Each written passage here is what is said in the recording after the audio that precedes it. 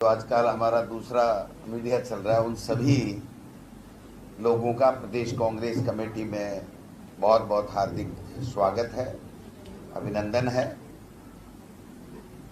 आज अखिल भारतीय कांग्रेस कमेटी की तरफ से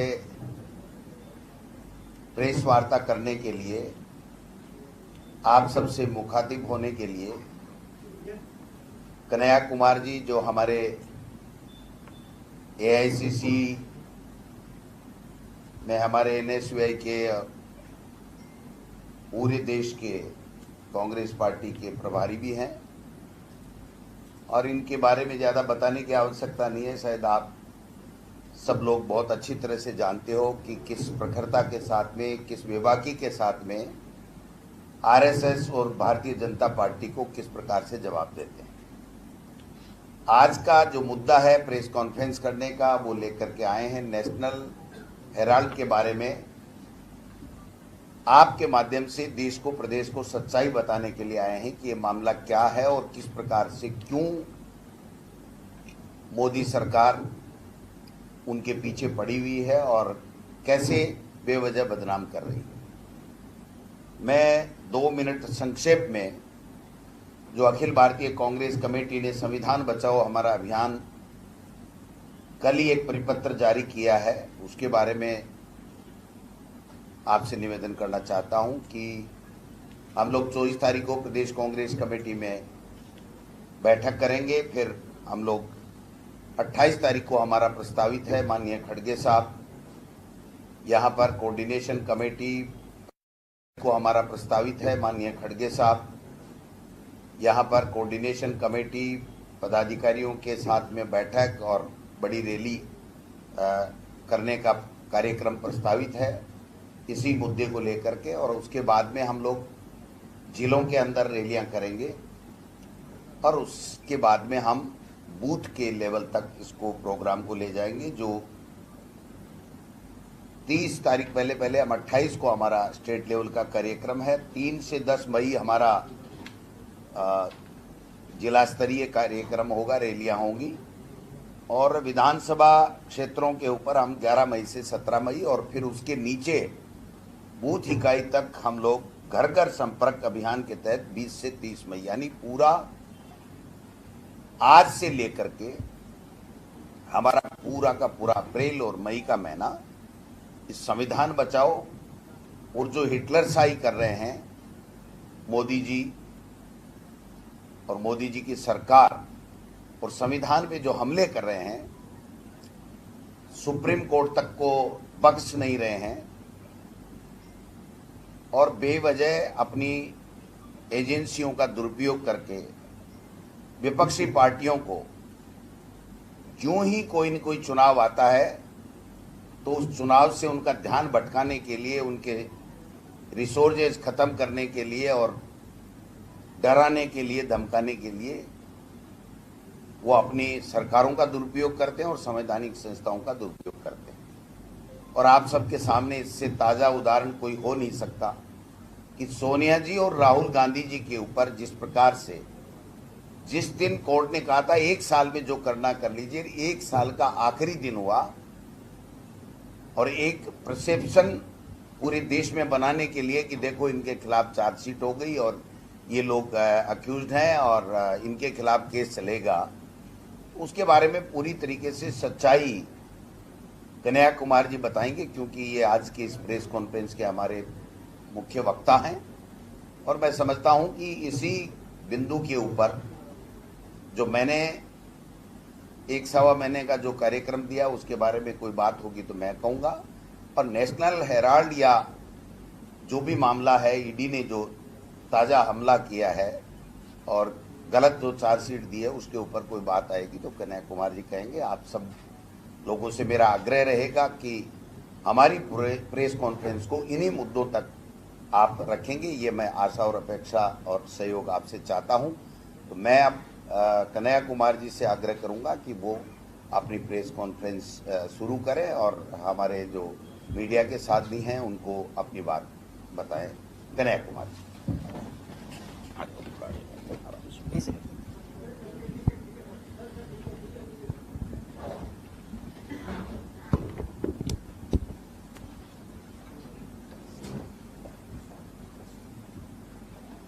सबसे पहले मैं इलेक्ट्रॉनिक मीडिया, प्रिंट मीडिया और डिजिटल मीडिया के सभी साथियों का बहुत स्वागत करता हूं और राजस्थान प्रदेश कांग्रेस कार्यालय के जो हमारे स्टाफ हैं, जो मीडिया विभाग के लोग हैं और हमारे प्रिय और लोकप्रिय प्रदेश अध्यक्ष डोटासरा जी का बहुत धन्यवाद करता हूं कि इस प्रेस वार्ता के लिए ऐतिहासिक शहर जयपुर में आना हुआ है। इसके लिए आपका बहुत बहुत आभार। बिना किसी देरी के सीधे आज जो प्रेस वार्ता का मुख्य विषय है, नेशनल हेराल्ड के मामले में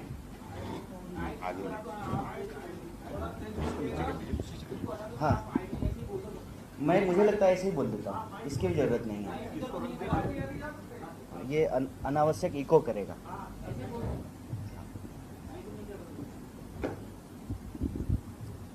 तो सबसे पहले आज की प्रेस वार्ता का जो मुख्य विषय है उसके संबंध में कुछ बातें आपके सामने रखना चाहता हूं। पहली बात तो ये कि यह जो नेशनल हेराल्ड का मामला है, इसका कानूनी पक्ष कुछ भी नहीं है, तो मैं आपसे इसके कानूनी पक्ष के बारे में बात नहीं करूंगा। सीधे तौर पे ये एक राजनीतिक साजिश और शरारत का मामला है। ये राजनीतिक साजिश और शरारत का मामला कैसे है? पहला, कि जिस कानून के तहत यह मामला दर्ज किया गया है उस कानून का नाम है money laundering act. Money laundering act उस केस में लगेगा जिस केस में कहीं कोई पैसे का लेन देन हुआ हो। इसमें पैसे का कोई लेन देन हुआ ही नहीं है।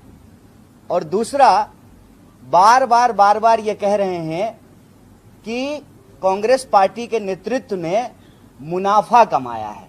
सबसे इंपॉर्टेंट बात यह है कि जो दोनों कंपनियां हैं वो नॉन प्रॉफिट ऑर्गेनाइजेशन है, ना तो वो मुनाफा कमाती है और ना उसका मुनाफा कोई ले सकता है। कोई भी उसका डायरेक्टर हो जाए, 1 रुपया जो है उस कंपनी से कोई ले नहीं सकता है। और तीसरा, कह रहे हैं कि हजारों करोड़ की संपत्ति का मामला है। ये जो 3 बड़ा झूठ है उसका पर्दाफाश हम आपके सामने करना चाहते हैं। पहला, कि इसमें कोई पैसे का लेन देन नहीं हुआ है, तो आप जो है मनी लॉन्ड्रिंग का मामला कैसे दर्ज कर रहे हैं। दूसरा, डायरेक्टर चाहे कोई भी हो, कोई भी डायरेक्टर उस कंपनी से कुछ भी नहीं ले सकता है, उसकी संपत्ति को कोई बेच नहीं सकता है, वो संपत्ति एज इट इज रहेगी। तो जो है राहुल गांधी और सोनिया गांधी जी ने फायदा कैसे ले लिया। और तीसरा, सुविधा अनुसार बदलते रहते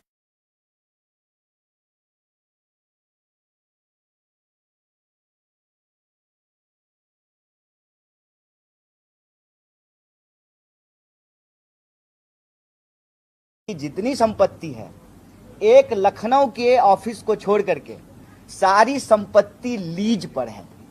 मतलब वो नेशनल हेराल्ड की भी संपत्ति नहीं है।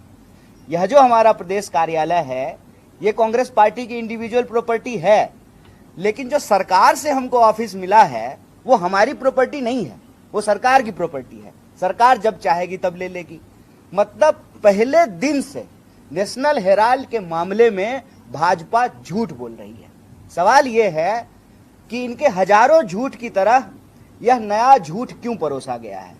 नया झूठ इसलिए परोसा गया है कि प्रधानमंत्री जब आए थे तो उन्होंने एक बात कही, कांग्रेस मुक्त भारत। उनको एक बात समझ में आ गई, तीसरी बार प्रधानमंत्री बने हैं, कि कांग्रेस मुक्त भारत नहीं हो सकता है। खास करके उस परिवार के रहने के चलते जिस परिवार से 2 प्रधानमंत्री ने अपनी शहादत दी हो देश के लिए बलिदान देने वाले परिवार को बदनाम करने पे इसलिए उतारू हैं कि इनको मालूम है कि इनके खिलाफ कोई भी आरोप चिपकता नहीं है। आपने देखा किस तरीके से जो है राहुल जी की नागरिकता पे सवाल उठाया गया, फिर कोर्ट ने फटकार लगाई, वकील को जो है जुर्माना भरने को कहा और जेल किया वकील को, सदस्यता समाप्त कर दी गई, फिर सदस्यता बहाल की गई, घर वापस ले लिया गया, फिर घर दिया गया। और जनता को देखिए, सांसद थे तो आपने सदस्यता छीन ली और घर ले लिया, जनता ने लीडर ऑफ अपोजिशन बना दिया और जो है सांसदों की संख्या जो है वो डबल कर दी। तो भाजपा कहीं ना कहीं यह बात समझ गई है कि जब तक यह परिवार है जब तक कांग्रेस पार्टी है तब तक संविधान को चकनाचूर करने का इनका सपना पूरा नहीं हो सकता है।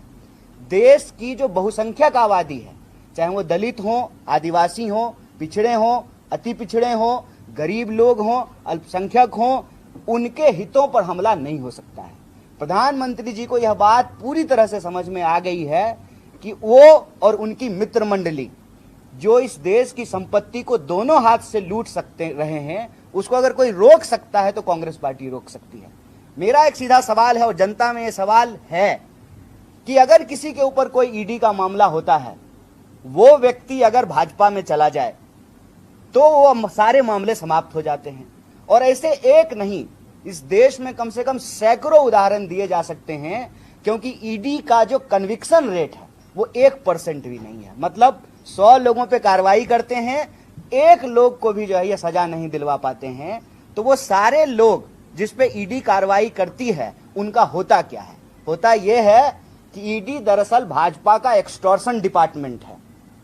ये एक्सटॉर्शन डिपार्टमेंट जो है भाजपा आरएसएस के लिए इलेक्शन के साथ भी और इलेक्शन के बाद भी, प्रधानमंत्री जो कहते हैं कि हम 18-18 घंटे काम करते हैं, यही एक्सटॉर्शन डिपार्टमेंट 18-18 घंटे काम करता है। जो सवाल आज कांग्रेस पार्टी के लिए उठाए जा रहे हैं, वही सवाल आरएसएस और बीजेपी के लिए क्यों नहीं पूछे जा रहे हैं कि आप हर शहर में जो दफ्तर बनाए हैं, कहां से बनाए हैं? आरएसएस तो रजिस्टर्ड ऑर्गेनाइजेशन भी नहीं है। नेशनल हेराल्ड आजादी के वक्त में पंडित जवाहरलाल नेहरू और अन्य स्वतंत्रता सेनानियों के द्वारा स्थापित किया गया 3 अखबार चलाए गए। अंग्रेजी में नेशनल हेराल्ड, हिंदी में एक अखबार और उर्दू में एक अखबार।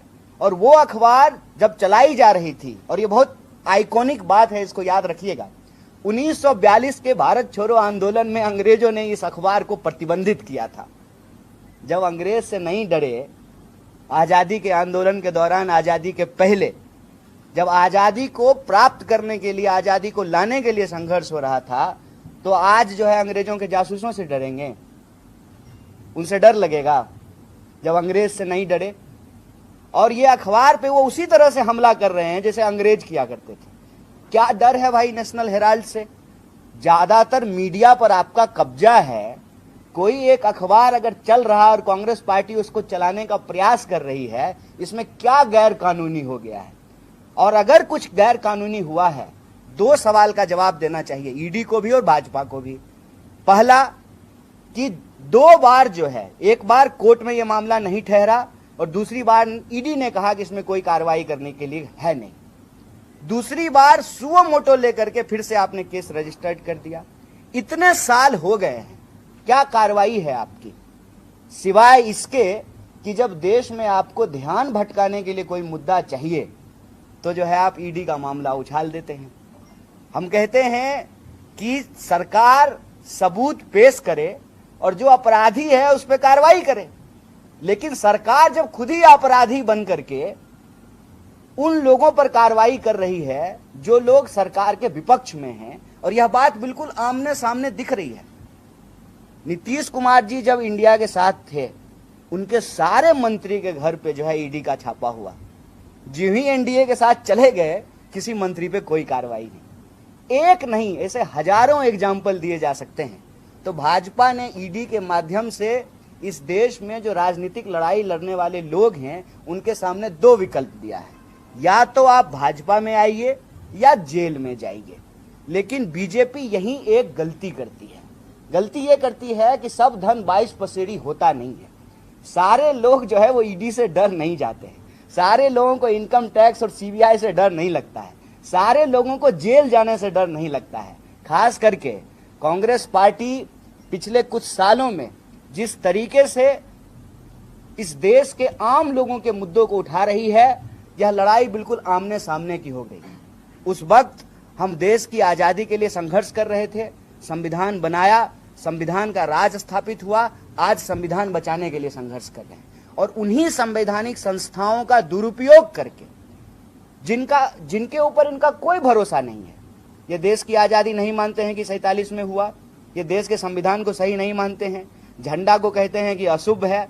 और आज उसी सिस्टम से जब ये देश के गद्दी पे बैठे हैं तो देश की संस्थाओं को कब्जा कर रहे हैं, और राजनीतिक बदले की भावना से ध्यान भटकाओ योजना के तहत ईडी जैसी संस्थाओं का दुरुपयोग करके इस देश की विपक्ष की आवाज को बंद कराना और लोगों के जो बुनियादी मुद्दे हैं उनसे ध्यान भटकाना इनका एकमात्र एजेंडा है। लेकिन इस मामले में इनको पूरी तरह से मुंह की खानी पड़ेगी। जिस तरीके से कोर्ट ने कहा कि 1 साल के भीतर आपको जो करना है कीजिए, तो आखिरी दिन जो है ये चार्जशीट लेकर के आए हैं। जो चार्जशीट कांग्रेस पार्टी को अभी तक नहीं दी गई है, जो एक्यूज्ड हैं उनको नहीं दिया गया है, लेकिन मीडिया में उसका डिटेलिंग जो है वो चल रहा है। तो इनको लगता है कि टीवी वाले आपकी अदालत में न्याय का फैसला होगा तो सब कुछ जो है ना ये अपने हिसाब से नहीं चला सकते हैं। इस देश में आज भी लोकतंत्र है, संविधान का शासन है और जनता के न्यायालय में हम जाएंगे और जनता के न्यायालय में जा करके जो सच्चाई है वो सच्चाई लोगों के सामने रखेंगे। और इसी प्रक्रिया में हम आप तमाम मीडिया साथियों से बात करने के लिए आए हैं और इसमें हमारा स्पष्ट मत है। पहला, कोई जो है पैसे के लेन देन के बिना मनी लॉन्ड्रिंग का केस किया गया है। दूसरा, कोर्ट में यह मामला नहीं ठहरा, ईडी ने भी कार्रवाई करने से मना कर दी, फिर भी जबरदस्ती जो है इस मामले को दर्ज किया गया। तीसरा, जानबूझ करके उस परिवार को जिसने बलिदान दिया है उसको ये बदनाम करना चाहते हैं ताकि कांग्रेस पार्टी को हतोत्साहित किया जाए, निराश किया जाए। तो हम आपके माध्यम से आरएसएस बीजेपी को कहना चाहते हैं कि नेशनल हेराल्ड एक हिस्टोरिकल आइकॉनिक चीज है। 1942 के भारत छोड़ो आंदोलन में अंग्रेजों ने प्रतिबंधित किया, तब भी जो है देश को आजादी 47 में मिली। आज आप लोकतंत्र की आवाज को बंद करने की कोशिश कर रहे हैं, लेकिन ये होगा नहीं। हम अपने काम पे निरंतर आगे बढ़ते रहेंगे और जैसा कि हमारे प्रदेश अध्यक्ष जी ने आपको बताया कि हम इनके ध्यान भटकाओ योजना को अच्छे तरीके से समझ रहे हैं। संविधान बचाने की बात हो, महंगाई की बात हो, बेकारी की बात हो, भेदभाव की बात हो और जिस तरीके से देश आर्थिक संकट की तरफ जा रहा है, मिडिल क्लास लोग हर चीज के लिए जिस तरह से परेशान हो रहा है, इन मुद्दों को हम प्रमुखता से उठाते रहेंगे। परिवार को बदनाम करने की ना इनकी नीति नहीं है, ना रीति नहीं है और इसके बारे में हम सब जानते हैं कि सांच को कोई आंच नहीं होता है। खास करके आप उस परिवार को बदनाम नहीं कर पाएंगे जिस परिवार के लोगों ने देश के लिए बलिदान दिया है। लोग आज पूछ रहे हैं, इनकम टैक्स डिपार्टमेंट ने कहा कि 462 करोड़ की प्रॉपर्टी है। प्रॉपर्टी के बारे में भी आपको बता देते हैं, एक लखनऊ के ऑफिस को छोड़ करके नेशनल हेराल्ड की सारी प्रॉपर्टी लीज पर है। और जो परिवार, देश के पहले प्रधानमंत्री पंडित जवाहरलाल नेहरू अपना हजारों करोड़ का प्रॉपर्टी देश को दान दे दिए, वो एक अखबार की प्रॉपर्टी ले लेंगे? ये देश के आम लोग सवाल कर रहे हैं। जिन्होंने अपनी संपत्ति देश को दे दिया, तो देश का जो अखबार है जो आजादी के आंदोलन में चला, उसकी प्रॉपर्टी वो ले लेंगे? हकीकत यह है कि उसकी प्रॉपर्टी कोई ले ही नहीं सकता है। वो एक नॉन प्रॉफिट ऑर्गेनाइजेशन है। तो एक झूठ को इन्होंने बार बार बोला है। उस झूठ से हम लोग घबराने वाले नहीं हैं। कांग्रेस पार्टी अपने कार्यक्रम पे निरंतर चलेगी और बीजेपी और आरएसएस की देश को बांटने की, गरीब लोगों को परेशान करने की और देश की संपत्ति को अपने मित्र मंडली को पहुंचाने की जो नीति है, इसका पर्दाफाश करेगी। क्योंकि ये देश में नहीं चल सकता है कि आपको एक बार मैंडेट मिल गया है तो आप संख्या के दम पर जो है कुछ भी कहेंगे, कुछ भी बोलेंगे। आप किसी के ऊपर ईडी का कार्रवाई करते हैं, वो इंसान अगर आपसे समझौता कर ले, वो अगर आपकी मित्र मंडली में शामिल हो जाए तो सारा कार्यक्रम बंद हो जाता है। और आप हर राज्य दर राज्य यह घटना जो है उठा करके देख सकते हैं। किसी भी राज्य में कोई ऐसा विपक्षी पार्टी नहीं है जिसके नेताओं को डराने धमकाने के लिए ईडी का इस्तेमाल नहीं किया गया हो। तो यह जो एक्सटॉर्शन डिपार्टमेंट है भाजपा का, इसको जो कार्रवाई करना है करे। हम जनता के बीच में हैं, आपके माध्यम से इन मुद्दों की सच्चाई इन डिटेल आपको जो है प्रेस रिलीज के माध्यम से देंगे। और हमारा आपसे निवेदन है कि भाजपा की जो ध्यान भटकाओ योजना है, इसकी हकीकत जनता के बीच में आए और जनता के जो वाजिब सवाल हों उस पर चर्चा हो, ना कि एक राजनीतिक साजिश और शरारत को उसके कानूनी पक्षों में उलझा करके जनता का ध्यान न भटकाया जाए। बहुत बहुत धन्यवाद।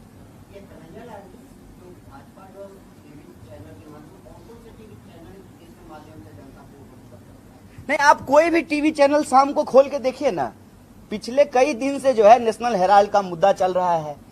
आप टोक करके उनसे एक फैक्ट पूछेंगे तो आपको एक फैक्ट नहीं बता सकते हैं कि भाई नेशनल हेराल्ड कब बना, नेशनल हेराल्ड जो है किस कंपनी के तहत रजिस्टर्ड हुई, उसको जो है पहली बार किसने स्थापित किया, उनको कुछ जानकारी नहीं है। 4-5 व्हाट्सएप पे सुबह में झूठ आता है, उस झूठ को दिन रात सोशल मीडिया से लेकर के टीवी चैनल पे बैठ करके बोलते रहते हैं। 5,000 करोड़ की प्रॉपर्टी है, सोनिया गांधी जी और राहुल जी ने अपने नाम कर लिया, एक नॉन प्रॉफिट ऑर्गेनाइजेशन के। आप आज डायरेक्टर हैं, कल को कोई और डायरेक्टर होगा, उस संपत्ति को ना आप ले सकते हैं ना किसी को दे सकते हैं, तो कैसे अपने नाम कर लिया। दूसरा कि हजारों करोड़ की प्रॉपर्टी है, कहां हजारों करोड़ की प्रॉपर्टी है।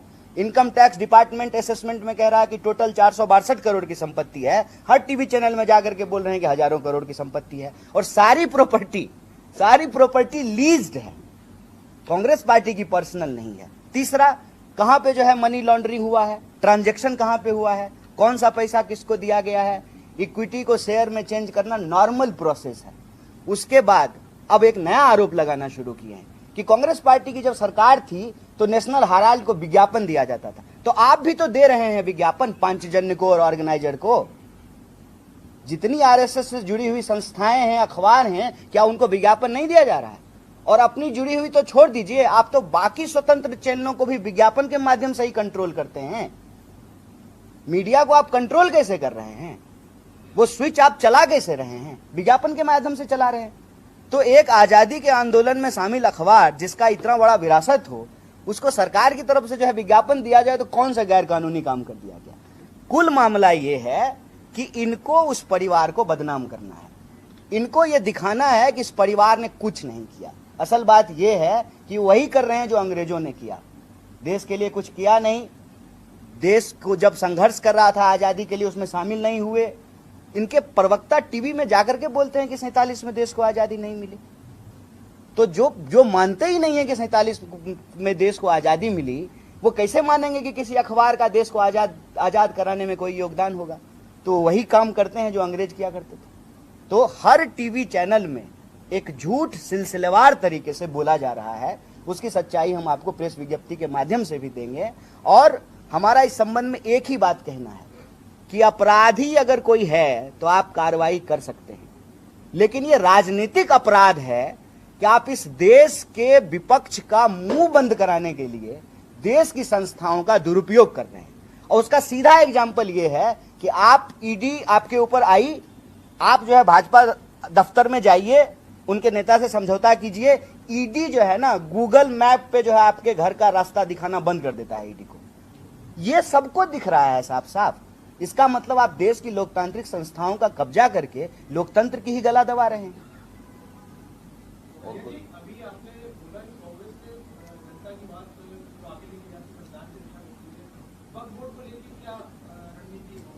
देखिए, वक्फ बोर्ड पे तो ऑलरेडी सुप्रीम कोर्ट ने अपने ऑब्जर्वेशंस दिए हैं, और पार्लियामेंट में भी जो है हमने वही बात रखी थी जो ऑब्जर्वेशन सुप्रीम कोर्ट ने दिया है। तो अब बीजेपी ये नहीं कह सकती है कि ये जो है राजनीतिक मामला है। असल ये एक संवैधानिक मामला है कि देश, देखिए, सबसे आज तो मैं ये आपसे निवेदन करूंगा, आज हम नेशनल हेराल्ड पे बात करेंगे, इस विषय पे और डिटेल बात करेंगे, लेकिन एक बात जान लीजिए कि कांग्रेस पार्टी ने जिन पक्षों को लेकर के पार्लियामेंट में अपना आपत्ति दर्ज कराई, कोर्ट ने भी अपने ऑब्जर्वेशन में वो बातें स्वीकार की है कि देश को अगर चलाना है तो संविधान की मूल भावना को लेकर चलना पड़ेगा।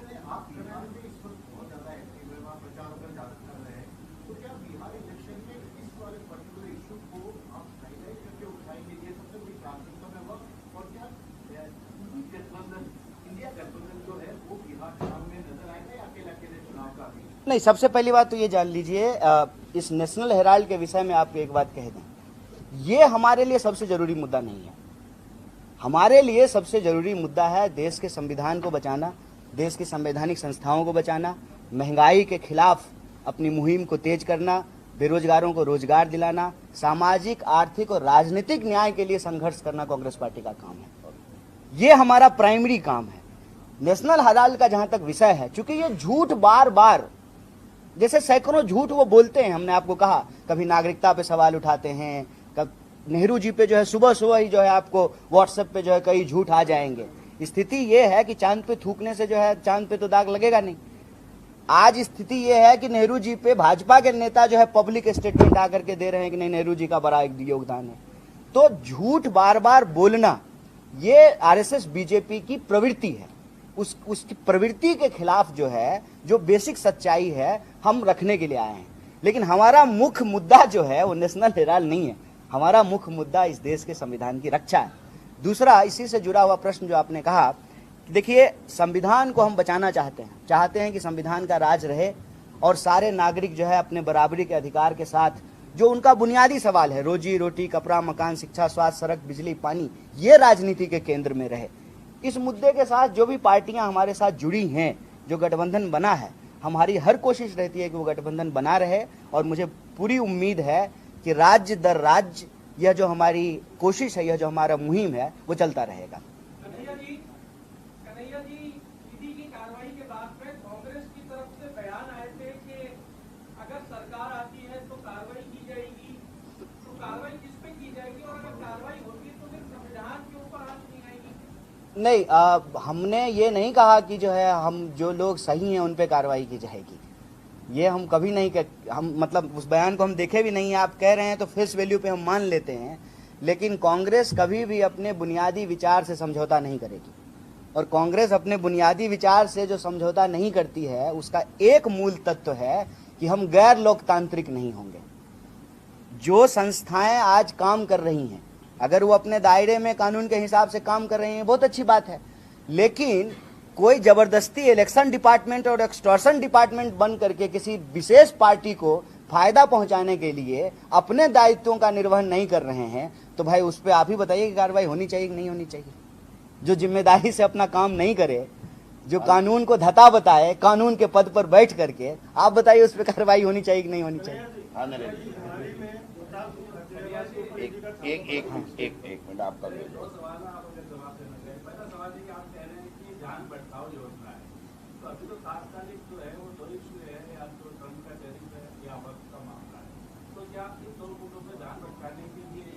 एक सौ मुद्दा है सर। सबसे बड़ा मुद्दा आपको हम बताएं, हमारी पार्टी में अगर 10 दिन लेट हो जाए लीडर ऑफ अपोजिशन चुनने के में, तो जो है बीजेपी धरती जो है ना सर पे उठा लेती है। कितने साल हो गए हैं ये अध्यक्ष नहीं चुन पा रहे हैं। रोज कुश्ती हो रही है, किसका अध्यक्ष बनेगा, आरएसएस का अध्यक्ष बनेगा कि जो अमित शाह का अध्यक्ष बनेगा। मैं आपको ऐसे करके कम से कम 100 इशू गिना सकता हूं। आप कभी सोचे थे कि जैन समाज जो है वो प्रदर्शन करेगी भाजपा के खिलाफ? एक भी विजुअल दिखा है आपको मीडिया में? एक भी? सड़कों पे चलने के लिए जगह नहीं था। आपको जो है कभी भी बताया जा रहा है कि कर्जा कितना हो गया है? 3 गुना कर्ज हो गया है भारत का। कर्ज पे चल रही है सरकार, और कितना कर्जा इन्होंने जो है माफ कर दिया है। तो ये जानबूझ करके जो बुनियादी सवाल है वो, और चाहे टैरिफ का मामला हो, हर जो एक्टिविटी होती है इस सरकार की, इसका एक ही उद्देश्य होता है कि कोई ऐसा मुद्दा उछालो जिससे लोगों के जो है ना बुनियादी सवाल गायब हो जाए।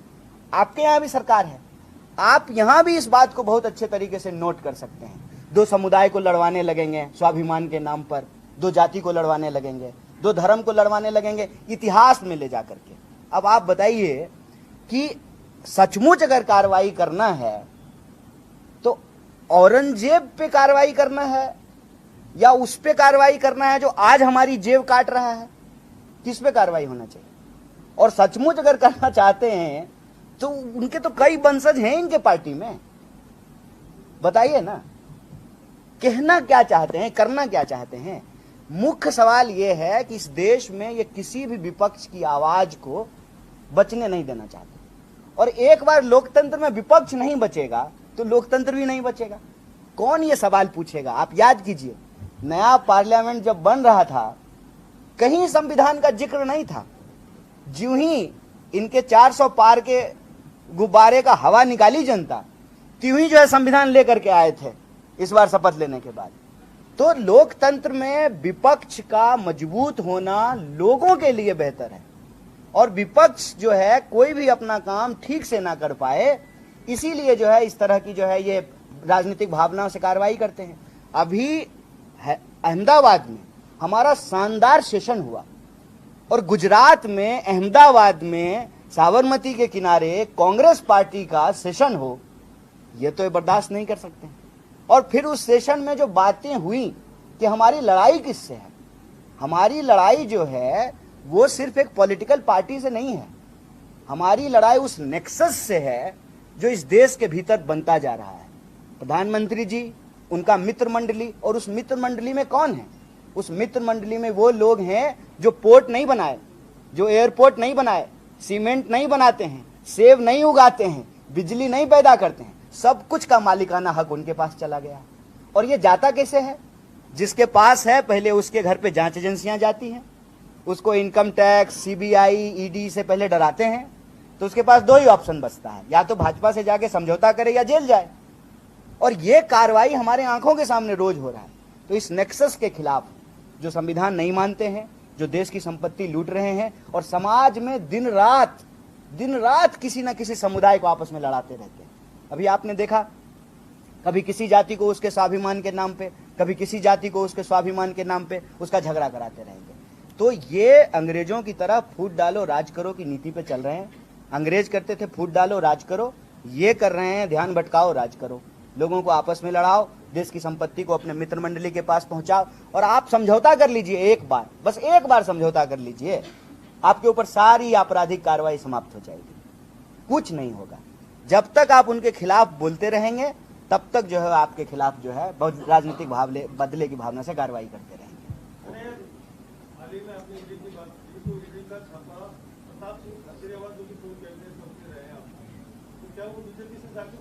देखिए, बीजेपी से जाकर के मिलने का ये बात नहीं है। हम ये कह रहे हैं कि ईडी की कार्रवाई जिसके ऊपर होती है उसके पास दो विकल्प है, या तो जो है आप लड़िए, वो जो है प्रताड़ना झेलिए, जेल जाइए, या तो जो है आप भाजपा से समझौता कीजिए। हम कह रहे हैं कि ये डिपार्टमेंट जो है एक्सटॉर्शन डिपार्टमेंट की तरह काम कर रही है। इलेक्शन मैनेजमेंट भाजपा को जो है उसके हिसाब से चल रही है, और आप ये जान लीजिए कि ये किसी एक प्रदेश या एक पार्टी से जुड़ा हुआ मामला नहीं है, हर प्रदेश और पूरे के पूरे विपक्ष से जुड़ा हुआ मामला है। और हम तो कहते हैं कि ये बैज ऑफ ऑनर है। आज अगर आपके ऊपर एफआईआर नहीं हो, आप जेल ना जाएं, ईडी ना आए, तो इसका मतलब आप भाजपा से ईमानदारी से लड़ नहीं रहे।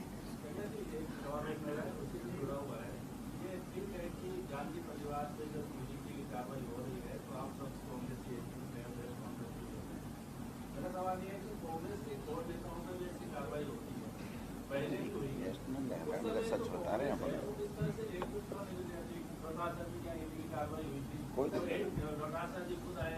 अभी जो है छत्तीसगढ़ में भूपेश बघेल जी के यहाँ हुई है, अभी जस्ट हुआ है।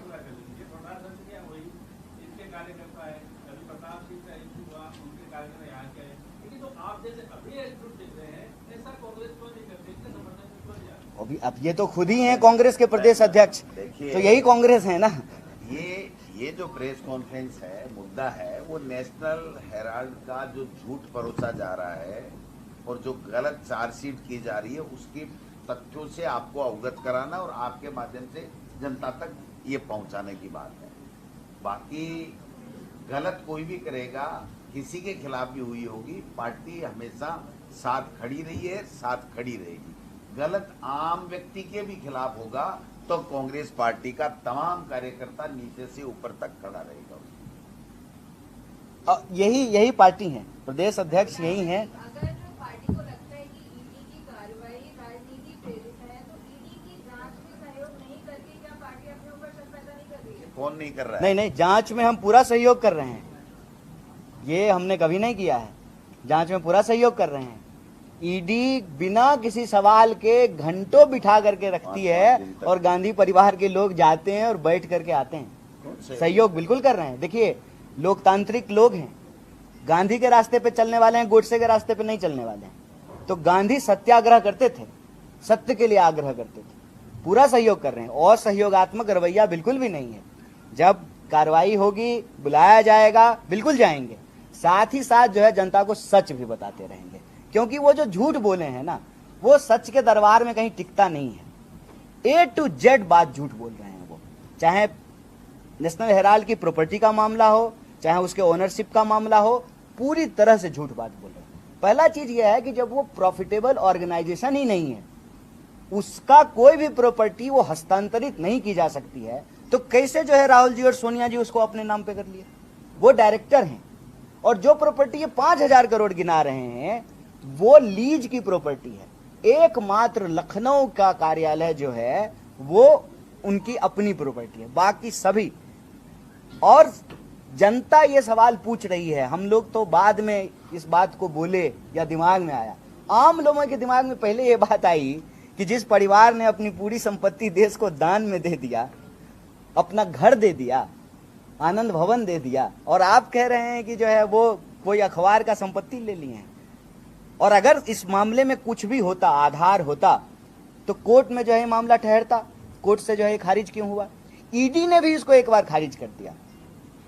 नया तरीके से जो है इसको फिर से शुरू किया गया है, ताकि जो लोगों के बुनियादी सवाल है ना, उस पर चर्चा नहीं हो। शाम को जो है अपना नेशनल हेराल्ड हो प्राइम टाइम पे, और कुछ नहीं। आज एक खबर की आपने पढ़ी होगी या जाते नहीं होगी कि चतुर्थ श्रेणी में भर्ती हो रही है राजस्थान में। 57,000 पद है, 25 लाख लोगों ने अप्लाई किया है और उसमें से भी करीब 4,000 ऐसे जो PhD है। ये क्या संकेत दे रहा है? ये ऐसी बुनियादी मुद्दों के ध्यान भटकाने के लिए तो ये national Herald, ED, income tax, यही जो कन्हैया कुमार जी कह रहे थे, बात यही है कि वो मुद्दे हैं जो प्रदेश के, देश के लिए, नौजवानों के लिए, बेरोजगारों के लिए, उन पे चर्चा होनी चाहिए और जवाबदेही तय होनी चाहिए। वो नहीं करके और ईडी की चार्जशीट हो गई, गांधी परिवार बेईमान है, गांधी परिवार को जो है वो सजा दे दी जाए, इनको जेल भेज दिया जाए। यही तो कन्हैया कुमार जी कह रहे हैं कि जो लोगों के मुद्दे हैं, जनता के मुद्दे हैं, जो इन्होंने वादे किए थे, उन पे बात नहीं करके और दूसरे जो बेवजह के मुद्दे हैं जिनका कोई लेना देना नहीं है, उन मुद्दों के ऊपर ये शाम तक ले आते हैं दिल्ली। वो अलग बात है, विषय अलग है, लेकिन मैं दूसरी बात कह रहा हूँ, उन मुद्दों पे आवश्यकता है चर्चा करने की, लेकिन उसके बजाय वो नेशनल हेराल्ड और गांधी परिवार पे और झूठी चार्जशीट पे चर्चा कराना चाहते हैं। देश में बेरोजगारी, ये बहुत इंपॉर्टेंट बात है। बेरोजगारी इतिहास में इतना कभी नहीं था, और इससे जुड़ा हुआ एक मामला है जिस पे बिल्कुल बात नहीं हो रही है। हर एक घंटे 2 नौजवान आत्महत्या कर रहा है इस देश में।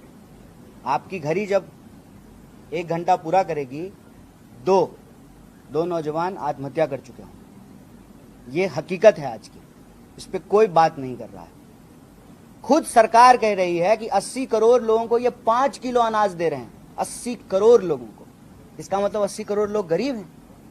तो ये जो 5 ट्रिलियन इकोनॉमी बन रही है देश की, जो ये दावा कर रहे हैं, वो किसकी इकोनॉमी बन रही है? अगर हम 5 किलो अनाज लेने के लिए लाइन में लगे हुए हैं, तो 5 ट्रिलियन किसकी है?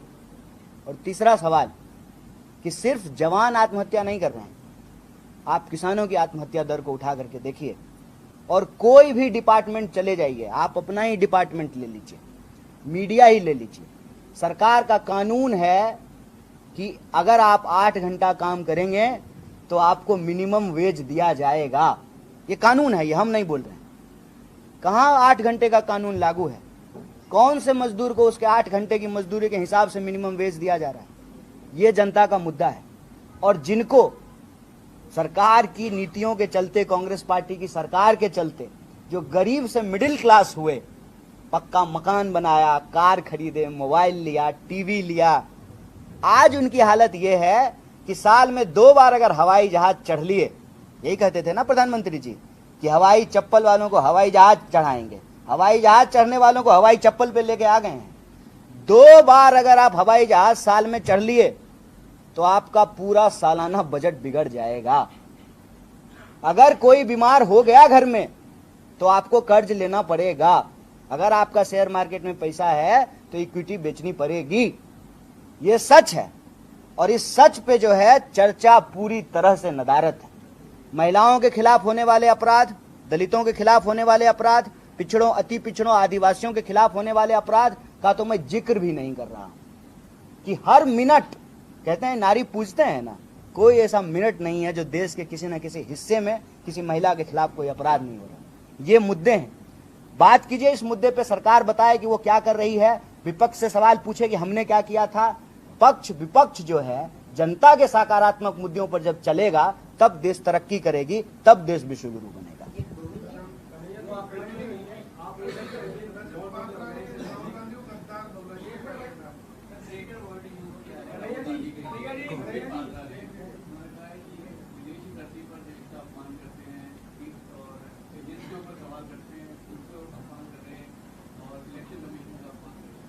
ये तो लोकतंत्र का अपमान खुद संबित पात्रा जी कर रहे हैं। देश के लीडर ऑफ अपोजिशन को, जिसको जनता ने चुना है, उसको जो है आप जब कह रहे हैं तो फेलियर किसका है?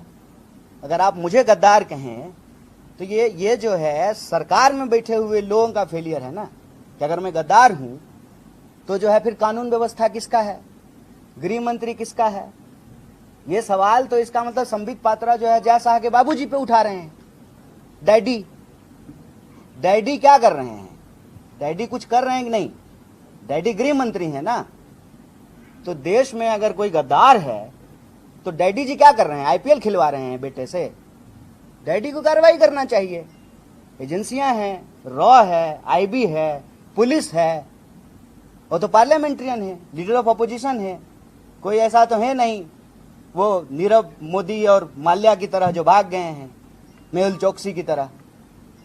यही तमाशा चल रहा है। आप बता रहे कि ये तो बहुत असर हो गए, लेकिन विकिपीडिया इसको यंग इंडिया लिमिटेड और शिवा लिमिटेड आपसे इसको ये नहीं लिखवाया है।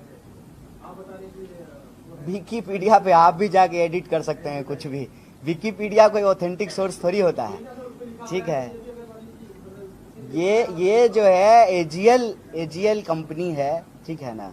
एजीएल कंपनी ने जो है नेहरू जी के साथ आचार्य नरेंद्र देव और उस वक्त के स्वतंत्रता सेनानी थे, उन लोगों ने 3 अखबार शुरू किया था। वो आज की बात नहीं है। हम कह रहे हैं कि उनको क्या अधिकार है जो आज भी रजिस्टर्ड नहीं हुए हैं। 1937 में एजीएल रजिस्टर्ड हो गया, 1925 में आरएसएस रजिस्टर्ड नहीं हुआ है। और देश भर में जो है उनका कार्यालय बन रहा है, उनका दफ्तर बन रहा है, उस पर ईडी कोई सवाल नहीं पूछ रही है। सीधा सीधा ये मामला जो है पॉलिटिकल वेंडेटा का है, राजनीतिक साजिश का है कि आप उस परिवार को इसलिए बदनाम कर रहे हैं क्योंकि उस परिवार के रहते हुए कांग्रेस मुक्त भारत का सपना आपको पूरा होता हुआ दिख नहीं रहा है। इसीलिए जो है आप बिना मुद्दा का मुद्दा उठा करके लाए हैं। और ये कोई पहली बार नहीं है, कभी नागरिकता का मुद्दा उठा के लाते हैं, कभी सदस्यता समाप्त कर देते हैं, कभी घर छीन लेते हैं। अभी जो है बताइए एक जो है बरबोले जो है स्पोक्स पर्सन ने जो है गद्दार ही कह दिया है। अगर गद्दार ही हैं तो कानून व्यवस्था की जिम्मेवारी किसकी? विपक्ष की या सरकार की? लीडर ऑफ अपोजिशन की या गृह मंत्री की? किसकी जिम्मेवारी है? और अगर इतना फुल प्रूफ कुछ होता, मैं एक बात कहता हूं, दिल पे हाथ रख करके पूछना चाहिए कुछ सवाल। जो लोग इतनी मुखरता से आरएसएस बीजेपी से लड़ रहे हैं, उसके खिलाफ अगर आरएसएस बीजेपी कुछ ठोस तरीके से नहीं कर पा रही है, मतलब इनके पास करने के लिए कुछ नहीं है। अगर गलती हुई और वो गलती को ये पकड़े तो ये इतने नफरत से भरे हुए लोग हैं कि ये विपक्ष का गला दबाने में 1 सेकंड का वक्त नहीं लगाएंगे। ये मैं अपने अनुभव से आपको बोल रहा हूं।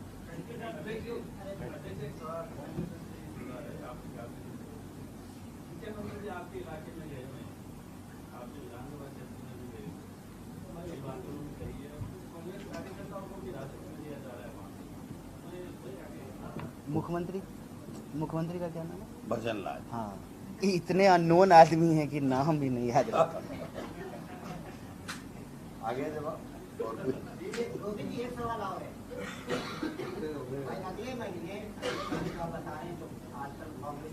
मतलब कोई लीडर होते भाजपा के, वो तो पर्ची कट के आया है वहां से, दिल्ली से पर्ची वाले मुख्यमंत्री हैं। उनका नाम भी नहीं याद रहता है, इनका नाम याद रहता है। चलें सर, आगे। बहुत बहुत धन्यवाद। थैंक यू, नमस्कार।